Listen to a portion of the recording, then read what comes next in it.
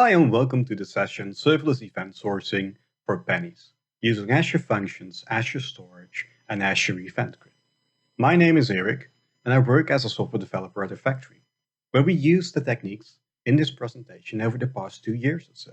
You can find me at Twitter at Erik Lieben, or join a meetup I organize in Amsterdam, which we hopefully be able to soon run again in person. Now, there's one thing I need to cover before I start this presentation. The things in this presentation are my current understanding of the topic. And what worked for me might not work for you. We might have taken certain risks. Now, nevertheless, we took this route and we were very happy with it. But I advise you to look around at the other solutions available for event sourcing, like for example EventStoreDB, which might be a better fit for your project or organization. Okay, let's get started. Now, I only have 30 minutes for this session, so what I'm going to do is give you a more or less general overview of some of the topics we touched. So the first thing we're going to go over is serverless. What is serverless? Now, serverless is used for a lot of different things. And to me, serverless means that we can deploy applications without needing to scale them and pay for the actual time we use them. So for example, if you look at functions as a service or Azure functions, we pay for the amount of time that they are running, we pay for the amount of memory we use, and that's it. If we look at Azure storage, we pay for the amount of time we store files or the amount of megabytes we store, and we pay for each time we access them, which is again serverless. If you look at EventGrid, we pay for each time we receive messages. So all those systems allow you to pay for the time you're actually using it. Okay, so next up is Azure Functions, which is the serverless offering in Azure. And this allows us to make those small functions, give them to Azure, and tell Azure, okay, activate or run my function when something occurs, and turn it off again when you're done. This allows me to only pay for that execution and don't require me to have this running all the time for the moment when something potentially would occur. So let's take a look at how this looks.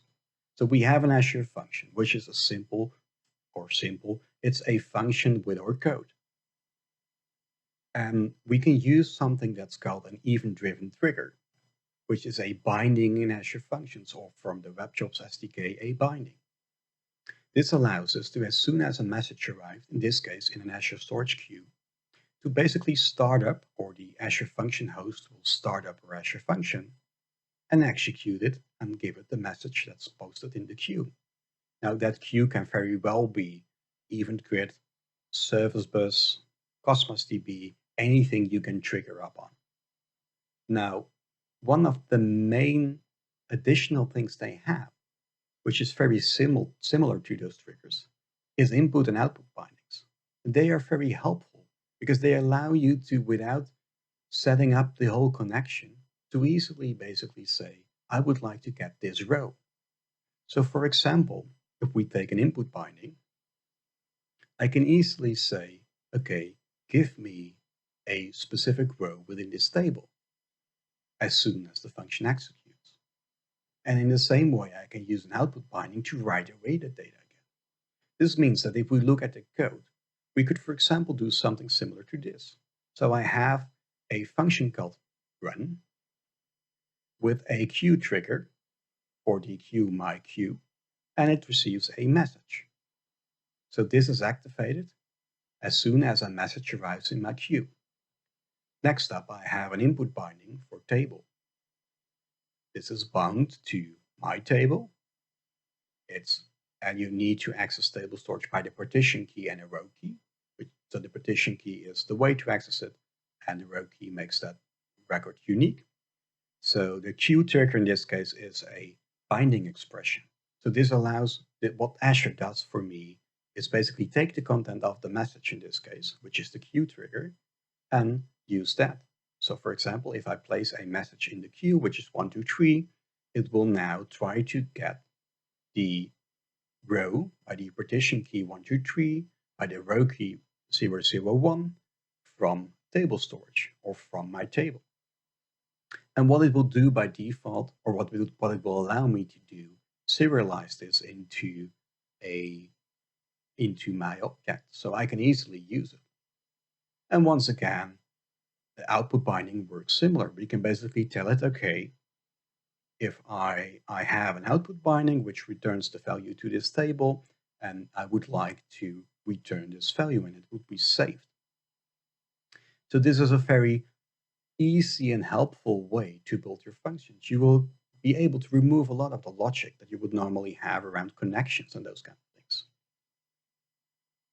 Now, one thing you need to keep in mind when building Azure functions is that the function app is the logical unit that's used for basically management, deployment, and scaling. So if you add a lot of functions into one function app, scaling will happen based upon all those functions, which means management will be done for all those functions. Deployment will be done for all those functions. Now, with scaling, there is something called cold start because your functions are not running all the time.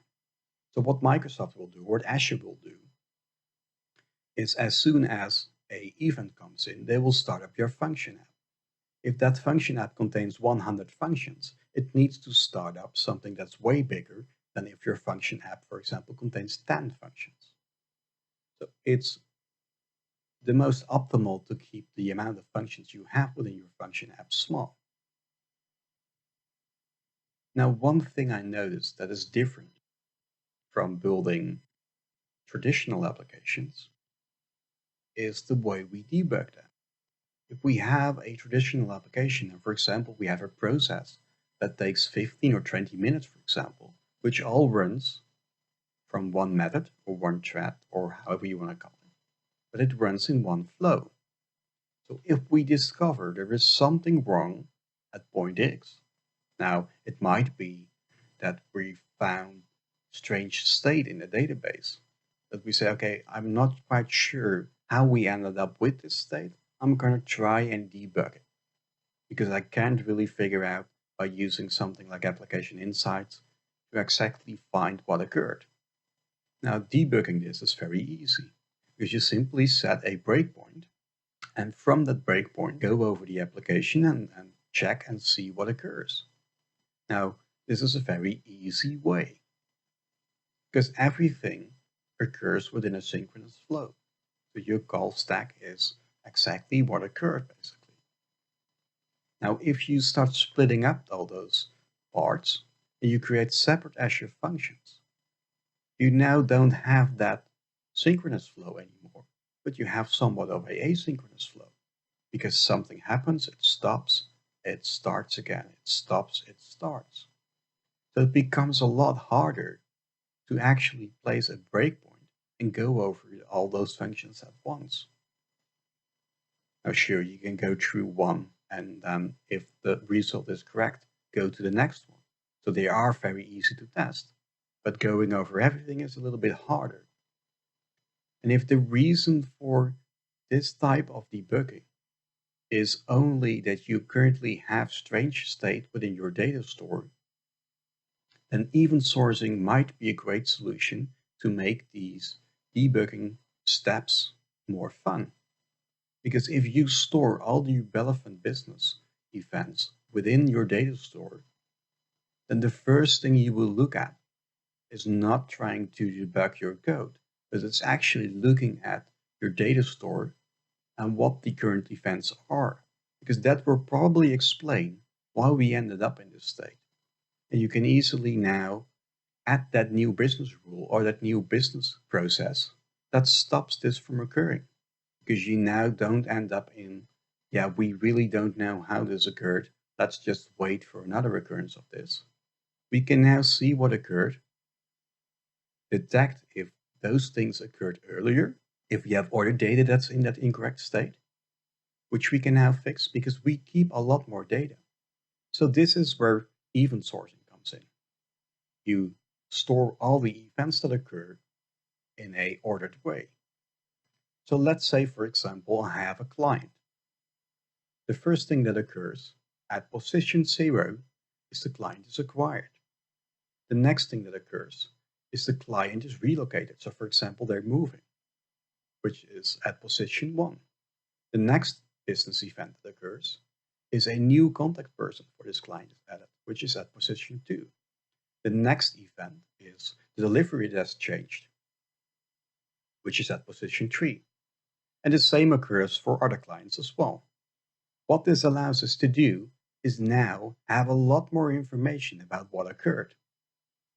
We can now, for example, if our product owner wants to know or product manager wants to know how often do clients relocate and change their address, we can now easily also answer other questions. How often do clients relocate?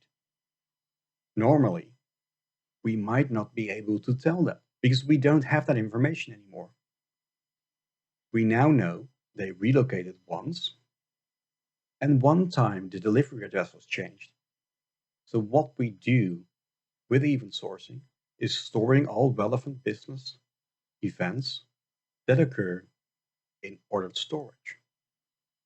Events are things that occurred. So the name should always be in past tense. It's not something that's still going to occur. And it can't change anymore as well, because it already occurred.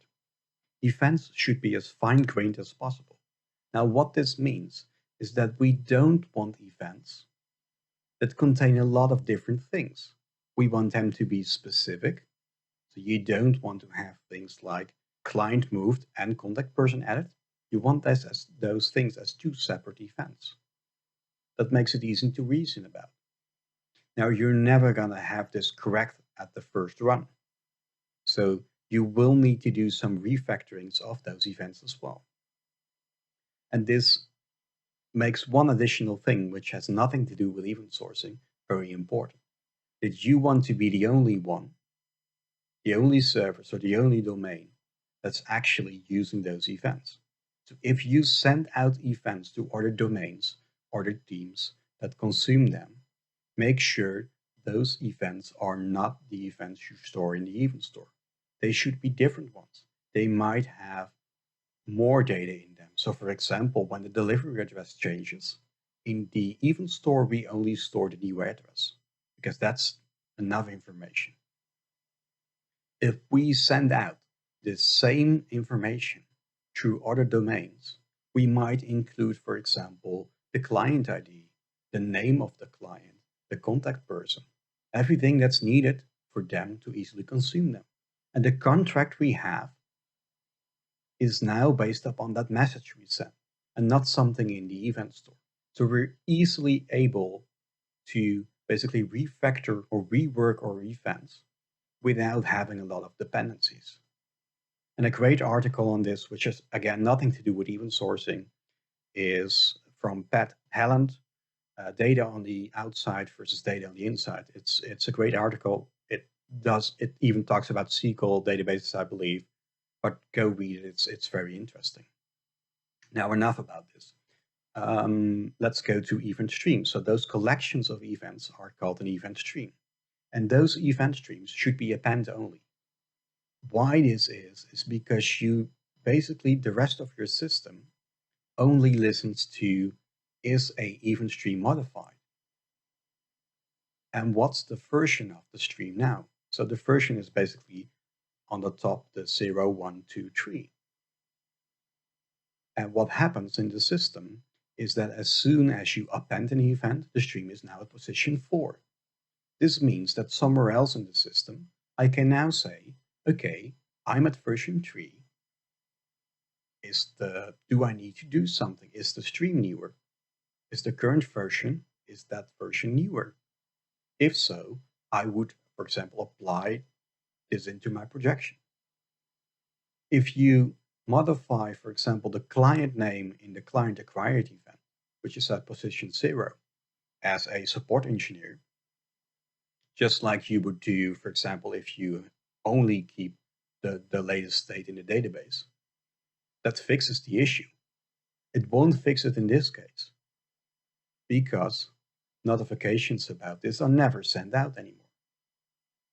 It assumes that the latest state is still version 3. Now you can do this correctly by simply appending a new event. For example, support engineer corrected a client name, and this will bump the version and will get all the listening systems to respond to that. One more thing you want to do is keep those event streams as small as possible. If you add, for example, 2 million events in one stream, replaying that stream to get to the latest state becomes slow. Now, there are a lot of different techniques to work around those issues. One is, for example, to split up the stream in multiple partitions. So, for example, close the stream in 2019 and open it up again with the current state to run for 2020, and do the same in 2020 till 2021. And the event stream is always for a single entity. So your transactional boundary is that specific event stream. And the validations you do are always performed against that event stream. So you never create a separate read model to do validations. Or in very exceptional cases, you could if you accept that risk. But normally, you would basically, to do a validation, so for example, can we close the client account? We would rebuild the current state from all the events we have, and then do the validations to see if that's allowed, and then append the event. And that's all occurring within the write model part. Okay, now let's quickly look into how something like this would look like if you would build it with Azure Functions, because that's probably why you ended up at this session. Now, I'm not going to go very in depth in this again, but I'm going to try to quickly give you a view of how this would look. So I have an Azure function, which is correct first name. So this allows me to correct the first name of a client. This is triggered by an HTTP trigger with a post message body, which contains an ID and a first name, which is serialized into the plain object correct first name. We have a custom Azure Functions binding, input binding in this case, which is event stream. This works with a stream ID and a stream name. The stream ID in this case comes from the correct first name message body. It's one of those binding expressions. So because correct first name has a property ID, it simply takes that ID and fills it in within the stream ID. The stream name is based upon the client object or generated from that name. You can also adjust that by adding a custom attribute name, but that's not important for this sample, I think. So what we will do now is say, okay, client correct first name, and we give it the first name. So let's look at the client object itself. So the client has an ID, a first name, simple properties. If we create the client, we expect a iEvent stream, the stream. This allows us to specify specific things based upon the stream. So in this case, for example, which events the stream could expect. And we provide or we create a method, which is called processEvent. So what will happen? As soon as the function is triggered, it knows, okay, I now need to create the client object. So it will basically load the data from the data store and run the process event for each of the events.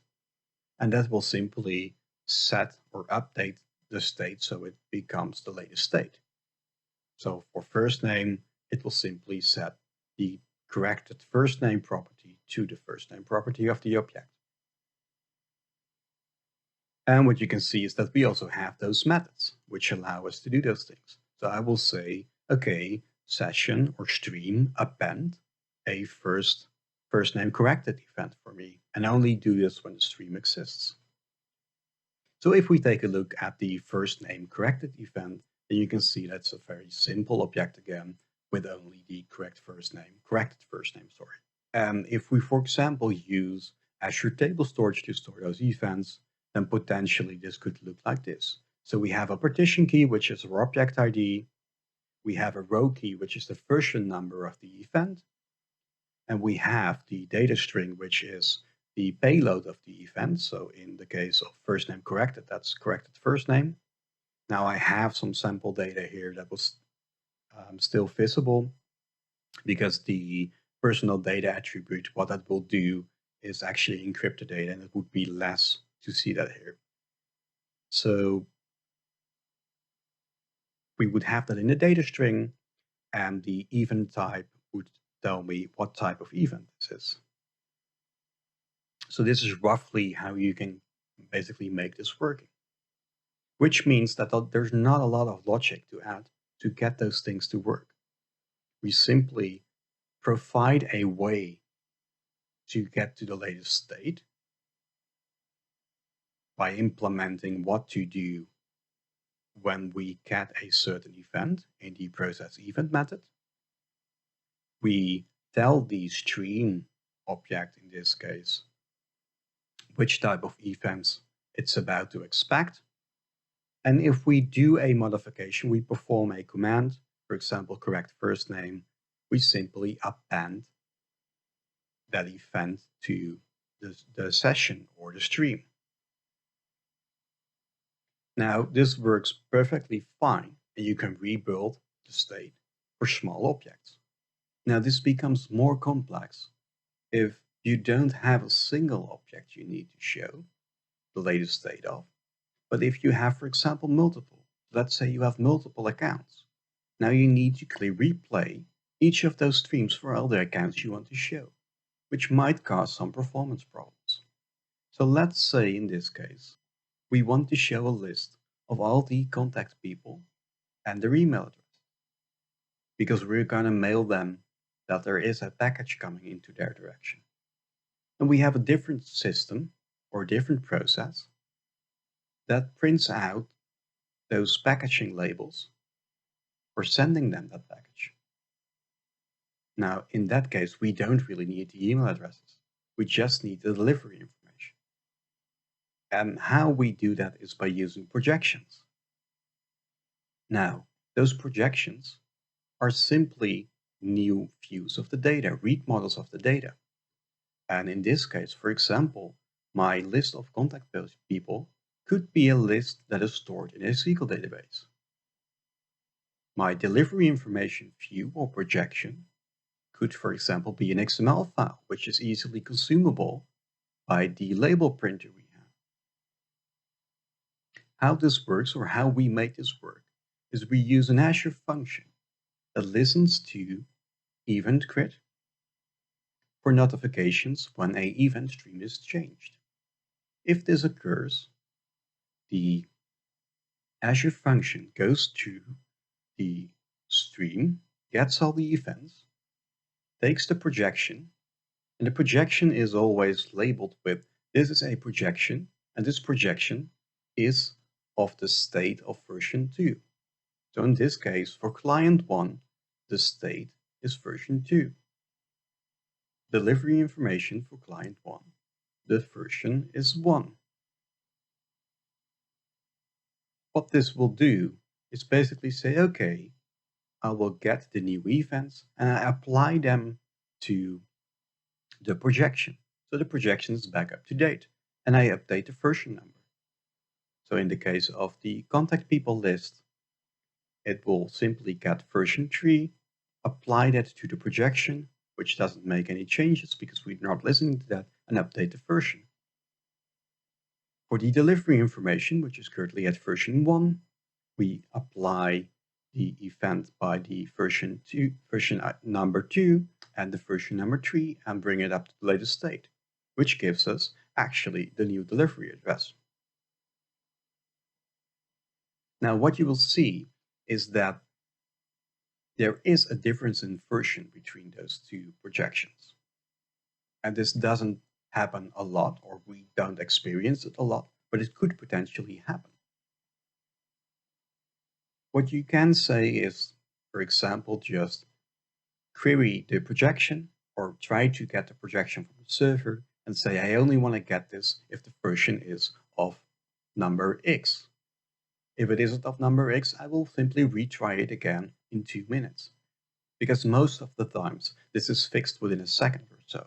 An example of where we actually saw something happening like this was where we had a list of projects. An end user could create a new project. They would click create, and they were redirected back to the list of all projects. And their project would not be in there because the process of receiving the projection was just a few milliseconds faster than creating the new projection, which meant the result for the end user was very strange. Now, there is a great article by someone from Microsoft Research, which is Doug Terry, which is replicated data consistency explained through baseball.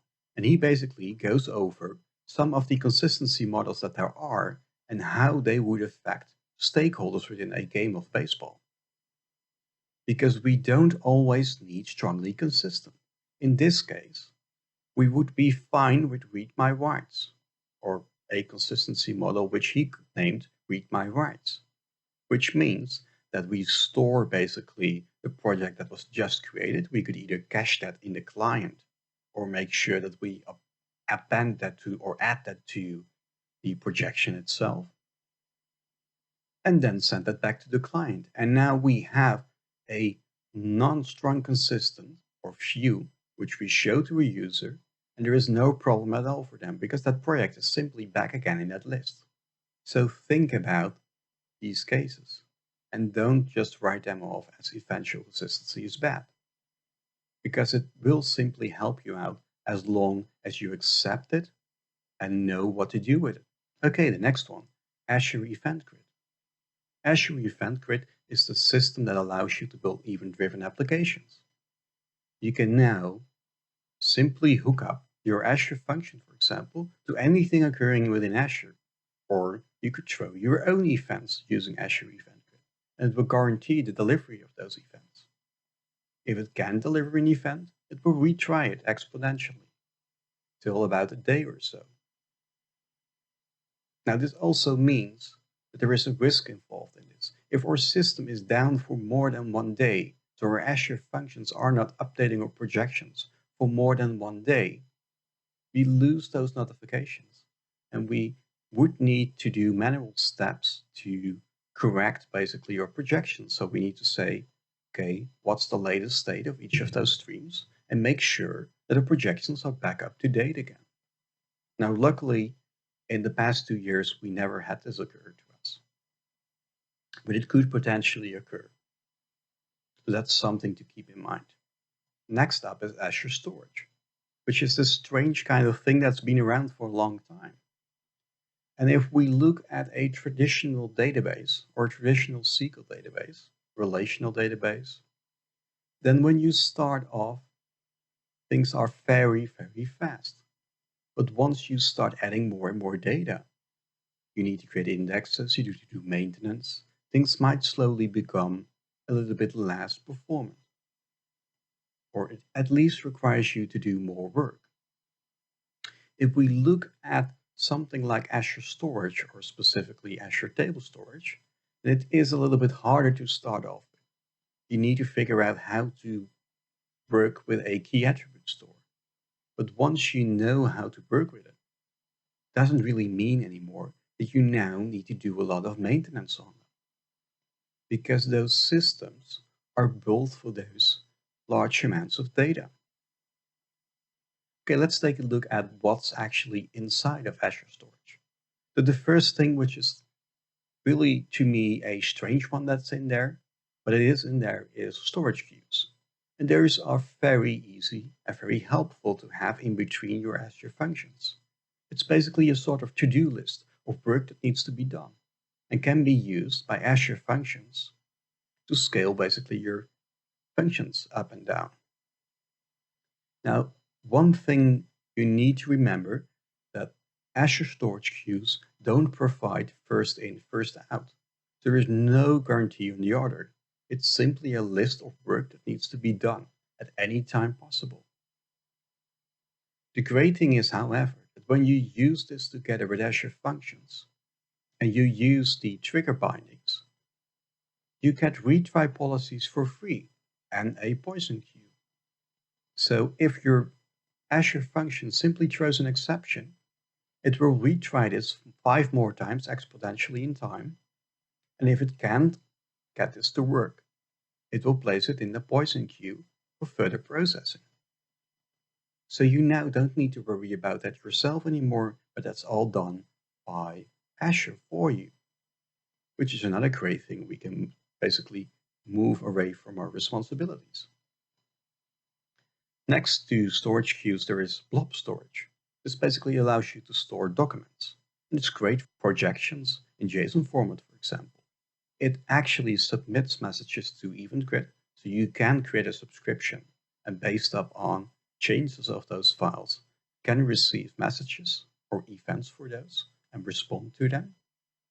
Another option to do this is by using the change feed option, which allows you to be more pull-based, basically, which allows you to go into the storage folder and basically retrieve all the changes for 7 days or so, I believe. And it allows you to log files. And we have Azure Storage Tables, which is a key attribute store. A little bit of a difficult store to work with at first, but once you start to understand it, it becomes easier. You have basically a primary key or a partition key, which is the way you basically find your data. And then there is the row key, which makes it unique. So the partition key and the row key make a row unique, and the partition key is used to quickly look up things. But overall, it's great to use to do quick lookups. And it's using the same table API as Cosmos DB. So if at some point in time you need more performance than table storage is offering you, you can probably, after moving all your data, use this without rewriting any code. So there we have it. Serverless event sourcing for pennies. Now, pennies is, of course, not always pennies. If you use it a lot, then it's probably more expensive. But it's still a lot cheaper than running a server, which is basically doing nothing for most of the time. And with that, I would like to thank you for watching, and we're open for questions now.